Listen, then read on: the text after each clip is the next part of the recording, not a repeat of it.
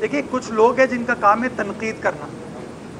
नईमुर रहमान साहब का काम ही तनकीद करना है, तो आप 53 क्या हाफिज मेयर नईमुर रहमान साहब, मैं दरख्वास्त देने को तैयार हूँ, लेकिन मैं अकेले दे नहीं सकता, मुझे उनका दस्तखत चाहिए होगा।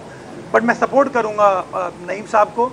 और मैं वो उतावले बहुत है, वो शेरवानी उन्होंने काफ़ी दिन पहले सिलवा ली थी।